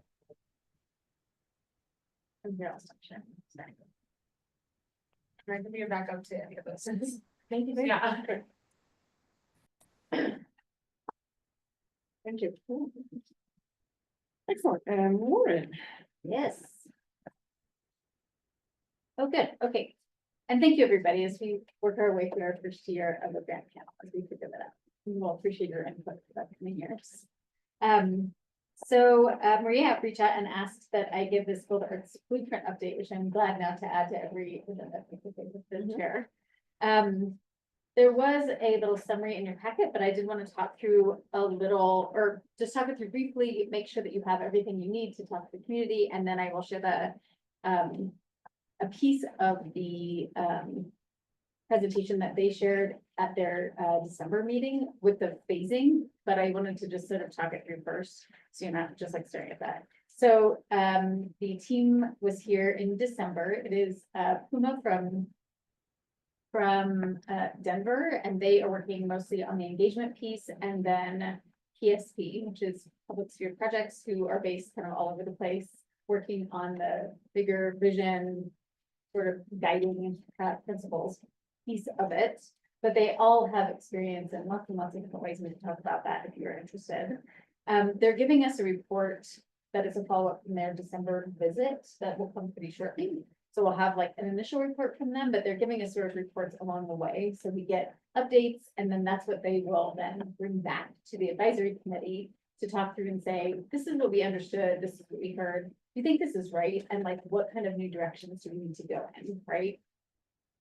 As part of that, they're coming back in early March. And so we're meeting with a few different focus groups that we're organizing now. We'll meet again with the advisory committee, do some more public engagement pieces, which I'll talk about in a second.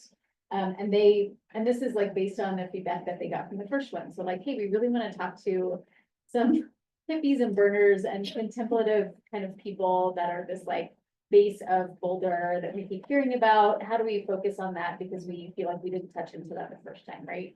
So they're doing this like thoughtful feedback loop of who they spoke to and then who they'll speak to next time. That being said, too, we have a ton of engagement going on right now with the public. So we will be opening a questionnaire, which is, I think, that will be a really, really big push, both out to the general public and to our arts organizations, right? Like at this point, to be giving us feedback, it's through one of these focus groups or through like a simple question that we have online, but an open questionnaire that has data points that we can map, some qualitative questions, that's going to be really, really helpful to help us get in a much more broad kind of public thought, right? Together with that, we have been very lucky to collaborate with the comprehensive plan. So the Boulder Valley Comprehensive Plan is also doing engagement right now. And this was a big part of the timing of our project, is overlapping exactly with the comp plan and leadership. And we wanted to like align with it, but also take advantage of all of their engagement work, right? So, for example, Modus Theater has been doing some public events for the comp plan, and we have been both using that input, but also we have tables at those events to get additional information for the blueprint design, right? So I sent an email out to everybody. I know I have a lot of content in it, and I can send it again happily, but there are some upcoming events where we'll have a Boulder Earth Blueprint engagement table at those events, but it's overlapping with the comp team stuff. So it's comprehensive planning team events, and we're like just tagging onto all of them. We'll have a questionnaire soon. We're getting input already to different questions and things in person. Puma is at the tables, like listening to what people are interested in, getting feedback, right? There's one more Modus event. We're gonna have a table outside here, a winter bike to work day, like have food and as people are like biking into work. So this audience of people that are like really into biking in the winter, I'm very curious. I'm gonna be at that table because I'm very curious about these people. And like the important and interesting thing about working with the comp plan is that they are plugging into a whole bunch of audiences that are way outside of ours, right? Like when the 2A vote passed, right? It passed with 75%. That wasn't just the arts community, that is the general public, right? Like, what did all those people mean when they agreed to that? Like, what does the community want, right? Very broadly. So it's been wonderful to like overlap and work with them on these engagement pieces and also get them to talk about the arts more and be arts things. I'm not gonna lie, we've been like sneaking in there. Finally, we have a chat with council, which is, you do have to RSVP and sign up to join it, but that'll be in March in Novo. We're gonna have a table there at Novo First Fridays for a couple of them. But the chat with council is specifically about arts and culture. It's a different kind of program that this city council wanted. Where a couple city council members will have some questions. Members of the community can sign up and then talk specifically about arts and culture topics with council. And then our staff, thank you, Brenda, and thank you all of our staff, are going to be there sort of helping with taking notes and facilitating the questions and things. But it is another way for us to plug into people that might not be plugging into us already, right? Like we feel like we're getting here from the arts community and I'm looking forward to it, but we also want to hear from a lot of other community members. So I'm going to share this. Oh, yeah, sure. Let me share this and then I'll talk about the experiments in public art process, or you can too, if don't feel like that'd be awesome.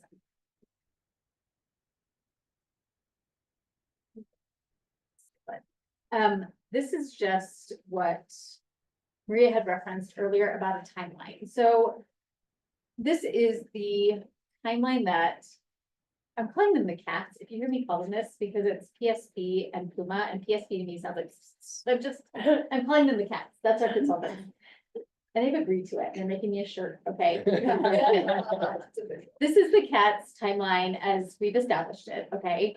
But I have to point out that this is phase one, so the blueprint is rolling out in 2 phases, in part because of our overlap with the comprehensive plan, and in part because of some of our budget deadlines with the grant program and June of this year, like the citywide timing budget, right? So by this roadmap is very specifically and heavily oriented towards getting a big vision, right? Like, what do you really want? What do you want our arts programming? You don't have to tell us details, it's big vision, like big ideas of what we want to see in the future. What did you envision when you said yes to 2A, right? And or what did you envision when they did it to you? Know that it's there. And that's the extent of this. We do have a phase 2, which will go through December. The comp plan also goes through actually like early 27, but so we're going to continue to overlap with them, but this is the first phase. The second phase will have more detail, more programmatic, more public art, sorry, Brenda, but the first part is very grants heavy. This is very big vision and grants heavy because of our budget timing. Like, they have to be realistic as part of this too, right? Before I leave the blueprint, if anybody has questions about the blueprint stuff specifically, please let me know, and then we can talk briefly about the school project that is also a big overlap between the comp plan and the blueprints, research, big vision. T-shirt. Yeah, it's a t-shirt. It's been really excellent, and this group is really fantastic, and I'm just hoping that we can like plug everybody in and make sure that they feel like they are being heard. I think the other piece that I can update you on is a series that is called Experiments Public Art. Do you want to talk about it very briefly? I can give like a super high level Yes. overview. Can you come into the frame? Come into the Talk about it. So, the Boulder Valley Comprehensive Plan has a portion of things where experiments in public art is sort of dovetailing with their community engagement efforts, and so I've been contracted to help get artists plugged into the planning process using public art. It's super exciting. I'm really thrilled to be doing this work because I feel like it's really innovative and it's going to have a really big impact. And so I've planned 4 different sort of projects for this effort. There's an illustrator who's helping us make visual the existing conditions or sort of where we are right now. And he's probably going to animate it as well. We can see if we can put that in, which is exciting. The 2 middle projects will be somewhat of like a social engagement kind of a thing. We're still working out exactly what that looks like, dovetailing with the community assemblies. And then the other one that dovetails in terms of timing with the big ideas and trade-off conversations as part of that comprehensive plan.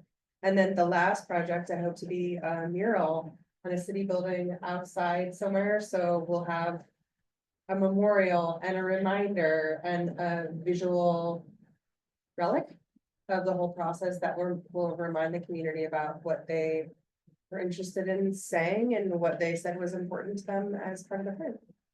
What So, is yeah. dovetails mean? So sorry, I use it a lot, so it kind of depends where I was referencing it. I think in terms of timing, right, like the BVCP has like all these different phases, you know, and so there's parts of those phases that are more accessible or more relevant to community engagement. And so in their process, if we can plug public art into like in parts of the process that they already have, then that's what I mean by dovetailing. The integrating. Integrating or like be like working in parallel Okay, timelines. okay. Yeah. Thank you. What's that? Yeah. Yeah, Yeah. yeah, there's Yeah, so many Yeah, benefits. okay, cool, thank you. So I'll just pick these. Is that Yeah, excellent, Okay. thank you. I'm sure. Yeah. Good thing I was here. Yes. Yeah. So that's an exciting piece that, I think a lot of it is about also making sure that the arts are helping translate these like very complex ideas and concepts that come up in the comprehensive plan, translating them, making sure they're more accessible, making sure that they're interesting when you're talking about them. Sorry, planners, if you're listening to this publicly recorded meeting. And so it's also just like we're getting our fingers into other things, and they're already thinking about how do we do art in this other piece. They're like the existing conditions, which went live today, if you want to look at it, talks a lot more about arts and culture than we did 10 years ago in our comprehensive planning process, which I'm very proud to say is part of this. They're thinking of us because they're seeing how it works in different ways, right?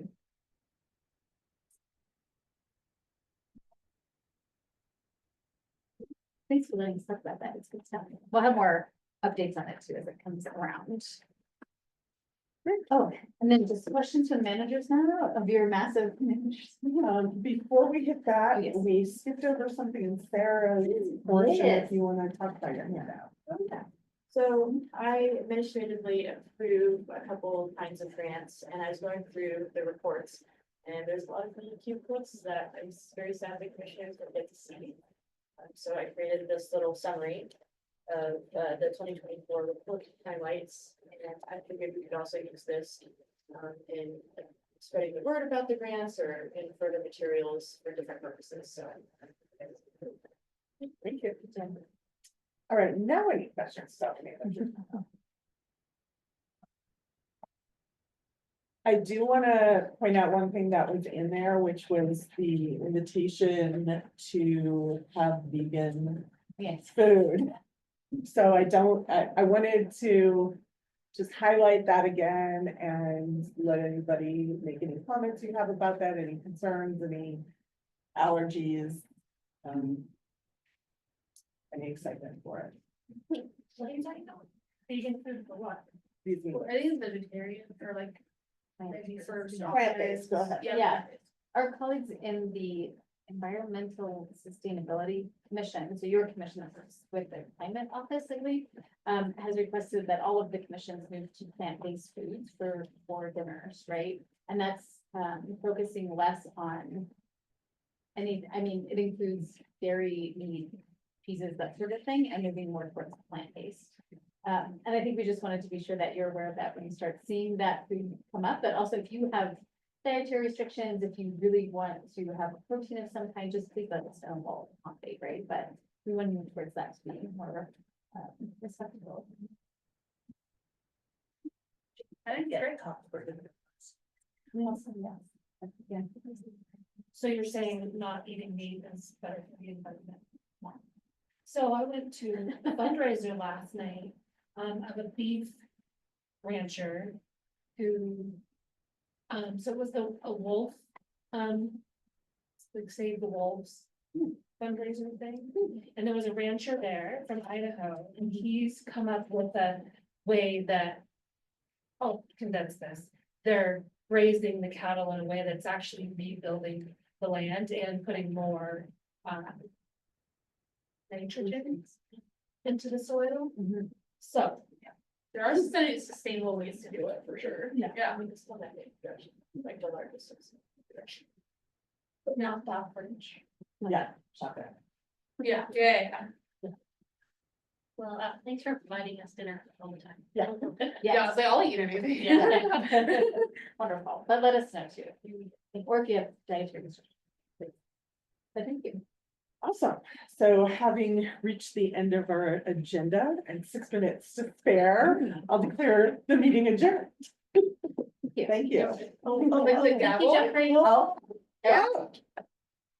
I just had a couple of liaison updates that I did. Oh, I'm gonna reopen the meeting. Is the recording on? Yes. Okay, reopen the meeting for some liaison. Very quickly, so Betsy is on their 5th of 6 main stage shows this season. With lots of extra program. They have a kid and family improv series. They have stage reading in February, at the Dairy for Valentine's Week.